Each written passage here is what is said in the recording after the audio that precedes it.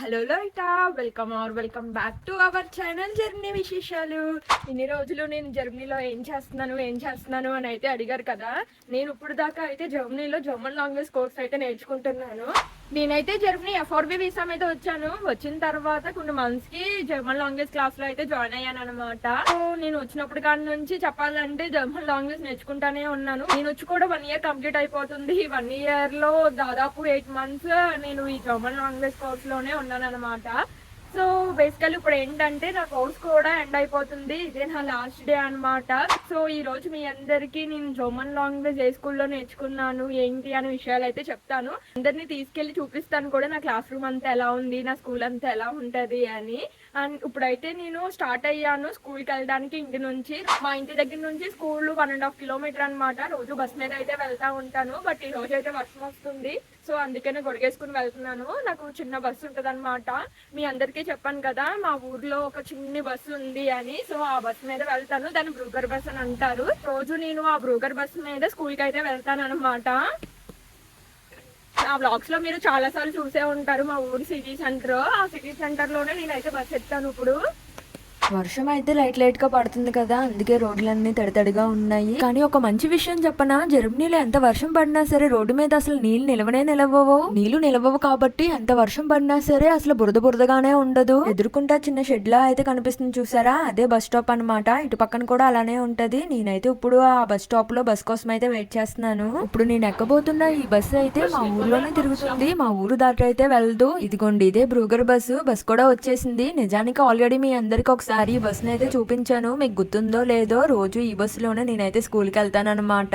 ఈ బస్ లోపల సీట్స్ కూడా అంత ఎక్కువేం ఉండదు, ఓన్లీ ఊర్లోనే తిరుగుతుంది కదా, అందుకేనే నేనైతే బస్ అయితే దిగేసి స్కూల్ దగ్గరికి కూడా వచ్చేసాను. స్టార్టింగ్ లో ఇదే రోడ్డు మీద నడుచుకుంటా వెళ్తున్నప్పుడు నాకు చాలా టెన్షన్ వచ్చింది. అమ్మ బాబాయ్, దేశం కాని దేశంకి వచ్చి ఇక్కడ ఏదో నేర్చుకుంటున్నాను అని. బట్ ఇప్పుడైతే అసలు ఆ భయమే లేదు. ఎంతో బాగా నచ్చేసింది నాకు ఈ స్కూల్ అయితే. స్కూల్ కి వెళ్లే దారి కూడా చూసారా ఎంత బాగుందో, ఎంత నీట్ గా ఉందో. చాలా నీట్ గా ఉంచుతారు అసలు ఇక్కడ ఏదేమైనా సరే.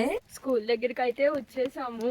ఇదే స్కూల్ అనమాట. వెరీ ఫస్ట్ ఇదే దారిలో నాకు నడుస్తున్నప్పుడు టెన్షన్ వచ్చింది. ఇప్పుడు నడుస్తుంటే మటుకి బాధ వస్తుంది. అయ్యో అప్పుడే అయిపోయిందా నా కోర్సు అని. స్టార్టింగ్ డే స్కూల్ కి రావడానికి నేను నిజంగా ఎంత టెన్షన్ పడ్డానంటే అంత టెన్షన్ పడ్డాను. ఎంత కామెడీ అంటే ఆ రోజు నా టెన్షన్ చూసి మా వారు వచ్చి దించెళ్లారనమాట ఈ స్కూల్లో. అంత టెన్షన్ పడ్డాను. స్కూల్ లోపలికి వెళ్ళడానికి ఎదరు నుంచి వెనకాల నుంచి 2 దారులు అయితే ఉంటాయి. ఇప్పుడు మీ అందరినీ తీసుకెళ్తుంది ఎదరు దారి నుంచి అనమాట. ఈ తెల్ల డబ్బా ఉంది చూసారా, సిగరెట్ కాల్చుకునే వాళ్ళ కోసం. లోపలికి వెళ్ళంగానే ఒక పెద్ద హీటర్ అయితే ఉంటది, చూపిస్తున్నాను చూడండి ఎంత పెద్దగా ఉందో గోడకి. ఇదే హీటర్ అనమాట. వింటర్ సీజన్ లో అయితే ఇవన్నీ ఆన్ చేస్తారు. ఇప్పుడు సమ్మర్ సీజన్ వచ్చేసింది కాబట్టి ఏమో ఆన్ చేయట్లేదు. అలా కొంచెం ముందరికి నడుచుకుంటా వస్తే స్కూల్ యొక్క నోటీస్ బోర్డు అయితే కనిపిస్తుంది. నోటీస్ బోర్డు లో స్కూల్లో జరుగుతున్న విషయాలే కాదు, ఊళ్ళో జరుగుతున్న విషయాలు కూడా ఉంటాయన్నమాట. బుక్ మీద VHS అని ఉంది చూసారా, అదే మా స్కూల్ నేమ్. ఇక్కడ పాంప్లెట్స్ అయితే కొన్ని అయితే ఉన్నాయి. ఈ పాంప్లెట్స్ అన్ని ఊళ్ళో జరుగుతున్న ఈవెంట్స్ గురించి అనమాట. ఈ స్కూల్లో ఏదైనా పెద్ద హాల్ ఉంది అంటే ఇదే. ఏదైనా ఈవెంట్స్ లాంటివి జరిగినప్పుడు ఈ పెద్ద హాల్ లోనే జరుగుతాయి ఈ స్కూల్లో.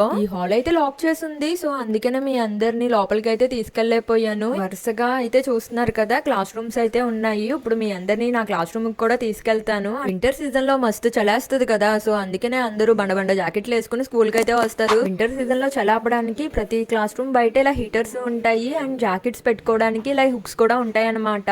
ఇప్పుడు మీ అందరినీ మా క్లాస్ రూమ్ కి అయితే తీసుకెళ్లిపోతున్నాను. టట్టడా, ఇదే అనమాట మా క్లాస్ రూమ్ అయితే. Everyday Monday to Friday morning 8:30కి అయితే క్లాస్ స్టార్ట్ అవుద్ది. ఇప్పుడు క్లాస్ రూమ్ లో మార్నింగ్ కాబట్టి ఇంకా ఎవరు రాలేదు. నాతో పాటు 2 వచ్చారనమాట అంతే. అండ్ స్టూడెంట్స్ కూర్చోడానికి చైర్స్ అండ్ బెంచెస్ అయితే చూసారు కదా ఇలా ఉంటాయి. అండ్ ఇక్కడ స్టూడెంట్స్ ని కూడా చాలా లిమిటెడ్ గా తీసుకుంటారు అనమాట కోర్స్ లో. మా క్లాస్ లో అయితే మొత్తం మీద 20 స్టూడెంట్స్ అయితే ఉన్నారు. లాస్ట్ డే కదా అని అందరి కోసం ఓరియో బిస్కెట్స్ అయితే తీసుకొచ్చాను. తీసుకొచ్చి ఇక్కడ టేబుల్ ఉంటది అనమాట, టేబుల్ మీద పెట్టేస్తే చాలు అందరూ వచ్చి తీసుకుంటారనమాట. అండ్ మా మేడం కూడా వచ్చేసింది, ఇవిడే అనమాట మా మేడం అయితే. మొత్తం మా క్లాస్ కి అయితే 3 టీచర్స్ వస్తారు. మండే టు ట్యూస్డే ఒక టీచర్, వెన్స్డే టు థర్స్డే ఇంకొక టీచర్ అండ్ ఫ్రైడే ఇంకొక టీచర్ అనమాట. ఈ వీడియోలో అయితే చూస్తున్నారు కదా, వీళ్ళిద్దరూ మా టీచర్సే. ఇంకొక టీచర్ అయితే ఈరోజు స్కూల్ కి రాలేదు. వచ్చుంటే మీ అందరికి ఆ టీచర్ ని కూడా చూపించేదాన్ని. యూజువల్లీ క్లాస్ రూమ్ లో టీవీ అయితే ఉండదు. ఇప్పుడు లాస్ట్ డే కాబట్టి మాకు మూవీ చూపించడానికని టీవీ అయితే తీసుకొచ్చారనమాట. అలా మాకైతే ఇలా మూవీ అయితే పెట్టారు ఈ రోజు. జర్మనీలో వరల్డ్ వార్ అయిపోయిన తర్వాత వర్కర్స్ డెఫిషియన్సీ అయితే చాలా ఎక్కువ ఉండేదంట. సో ఆ వర్కర్స్ డెఫిషియన్సీ ఎఫిషియన్సీని పోర్చడానికి అప్పట్లో గెస్ట్ ఆర్బైటర్ అని ఒక టైప్ ఆఫ్ వీసాని అయితే ఇష్యూ చేసింది ఈ గవర్నమెంట్ అన్నమాట. ఇప్పుడు ఆపర్చునిటీ కార్డ్ ఎలా ఉందో సేమ్ అలానే గెస్ట్ ఆర్బైటర్ కూడా. సో అప్పట్లో అలా ఈ గెస్ట్ ఆర్బైటర్ మీద వచ్చిన ఒక ఫ్యామిలీ గురించి స్టోరీ అంతా. మూవీ మొత్తం ఇమిగ్రెంట్స్ గురించే కాబట్టి నాకు ఎందుకో చాలా ఎమోషనల్ గా అనిపించింది. ఒక్కొక్క సందర్భంలో ఏడ్చేసాను కూడా మూవీ చూస్తా. చాలా బాగుంది మూవీ అయితే అయిపోయింది. క్లాస్ రూమ్ లో నా ప్లేస్ లో నుంచి కూర్చుని చూస్తే ఇలా కనిపిస్తుంది అనమాట బయట నుంచి.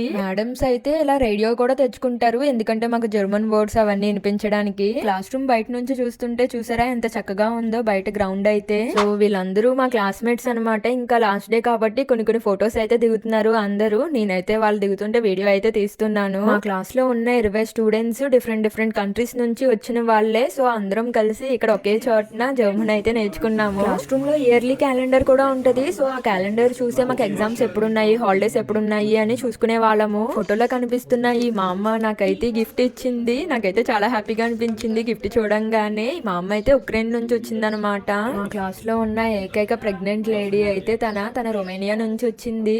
ఇలా అందరం ఎక్కడో పుట్టి ఎక్కడో పెరిగి మొత్తానికి ఇలా జర్మనీలో ఈ క్లాస్ లో అయితే కలుసుకున్నాము. మొత్తానికి ఇదండి డిఫరెంట్ దేశస్తులతో మా క్లాస్ యొక్క గ్రూప్ ఫోటో అయితే. కాకపోతే ఇందులో కొంతమంది మిస్ అయ్యారు అనుకోండి. క్లాస్ అయితే అయిపోయింది కదా, సో అందరం కలిసి ఫేర్వెల్ పార్టీని కూడా అరేంజ్ చేసుకున్నాము. ఒక చిన్న పిక్నిక్ లాగా అనమాట. ఇప్పుడు మీ అందరికి మేము వచ్చిన పిక్నిక్ స్పాట్ నే చూపిస్తున్నాను. ఎలా ఉంది పిక్నిక్ స్పాట్ అనేది నాకు కామెంట్ చేసి చెప్పండి. ఇది ఒక చిన్న గార్డెన్ లాగా అనమాట. ఈ గార్డెన్ లోనే గార్డెన్ చుట్టూరు చిన్న చెరువు కూడా ఉంది. ఆ చెరువులో కొంతమంది ఇలా బోటింగ్ కూడా చేస్తున్నారు. ఈ గార్డెన్ ఒడ్డున ఇప్పుడైతే మనం పిక్నిక్ అయితే చేసుకుంటున్నాం అనమాట. సో పిక్నిక్ కి మేమందరం ఏమనుకున్నామంటే ప్రతి ఒక్కళ్ళు ఏదో ఒకటి తీసుకొద్దాము అని. సో మేము తీసుకొచ్చిన ప్రతిదీ ఇక్కడ గ్రాస్ మీద మ్యాట్ వేసి అక్కడైతే పరిచాం అనమాట.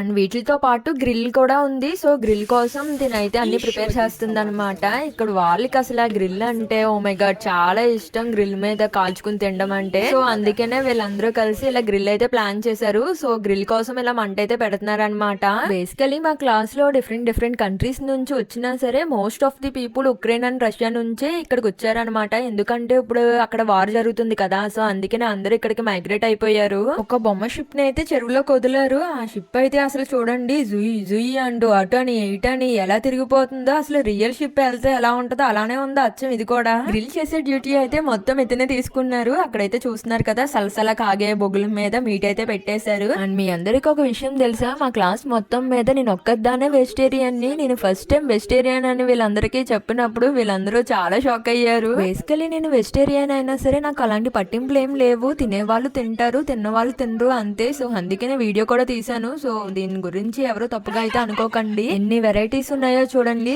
దేశాల మనుషులు తయారు చేస్తున్న డిఫరెంట్ వంటకాలు అనమాట ఇవన్నీ. అండ్ నా కోసం కూడా కొన్ని వెజ్ వస్తువులు అయితే ఉన్నాయి. ఇక్కడైతే చూస్తున్నారు కదా నా ప్లేట్ లో అయితే పెట్టుకున్నాను. ఇవే అనమాట వెజ్ కి సంబంధించినవి. సో ఇంకెలా అందరం కలిసి తింటున్నాం అనమాట. మా క్లాస్ లో అయితే అందరూ ఈ గ్రిల్ పార్టీకి అయితే రాలేదు, కొంతమందే వచ్చారనమాట. ఏమో కొంతమందికి వేరే పనులు ఉండొచ్చు. సో అందుకనే అందరూ అయితే రాలేదు. పార్టీ మధ్యలో వర్షం అయితే వచ్చింది, అందుకే ఏం తడవకుండా మళ్ళీ అన్ని ఇలా కప్పెట్టేసాం అనమాట. అంతా తినేసిన తర్వాత కాసేపు చిన్నగా గేమ్స్ అవి కూడా ఆడుకున్నాము. ఆ గేమ్ ఏంటి అనేది కూడా చూపిస్తున్నాను చూడండి. ఒక స్టిక్కీ ప్యాడ్స్ లాగా అయితే ఉంటాయి, బాల్ కూడా ఉంటది అనమాట. ఆ బాల్ ని ఇసిరినప్పుడు ఆ ప్యాడ్ కి అతికించాలి అంటే మళ్ళీ దాని పీకి ఇలా ఎగరేసుకోవడం అనమాట. ఇదే గేమ్ అయితే. వీళ్ళు ఆడుతుంటే నాకు కూడా ఆడాలనిపించింది. సరే కదా ఆడదాం కదా అని వెళ్ళి తీసుకున్నాను అనమాట ఆ ప్యాడ్ ని అయితే. బట్ మనం అయితే అంతలా ఆడలేకపోయాము. చూడడానికి ఈజీగానే అనిపించింది, కానీ పట్టుకుంటుంటేనే మన వల్ల అయితే అవ్వలేదు అనమాట. నేనేమో బాల్ ఇస్తున్నానా, ఇస్తున్న ప్రతిసారి పాప మా అమ్మాయినే కొట్టేస్తున్నాను. సో పాపం అనిపించి ఎంతోసేపు ఆడలేదనమాట. మా క్లాస్ లో ఒక గిటార్ ప్లేయర్ కూడా ఉన్నారు. అక్కడ వైట్ షర్ట్ వేసుకుని గిటార్ పడుకుని ఉన్నారు చూసారా, తనే అనమాట. తన నేమ్ వచ్చేసరికి డెన్నిస్. అండ్ ఇందాక నాతో పాటు గేమ్ ఆడిని చూసారా ఒక అమ్మాయి, తన డెన్నిస్ వాళ్ళ వైఫ్ అనమాట. వీళ్ళిద్దరూ ఉక్రెయిన్ నుంచి అయితే వచ్చారు. అండ్ ఇంకో విషయం తెలుసా, డెన్నిస్ అంటే 10 years బ్యాక్ ఇండియా అయితే వచ్చాడంట ఏదో జాబ్ పర్పస్ మీద. సో అప్పుడు ఇండియా నాకు చాలా బాగా నచ్చింది అని చాలా సార్లు నాతో చెప్తా ఉండేవాడు. ఎవరైనా సరే మన దేశం గాని దేశస్తులు మన దేశాన్ని పొగుడుతున్నారంటే ఎంతో కొంత ఆనందం అయితే ఉంటది కదా. నాకు కూడా ఇలా మన దేశాన్ని పొగుడుతుంటే అంతే ఆనందం వచ్చేది. ఇప్పుడైతే డెన్నిస్ గిటార్ అయితే ప్లే చేస్తున్నారు. మీరు కూడా వినండి, ఎలా ప్లే చేశారో బాగుందో లేదో నాకు కామెంట్ సెక్షన్ లో అయితే చెప్పండి.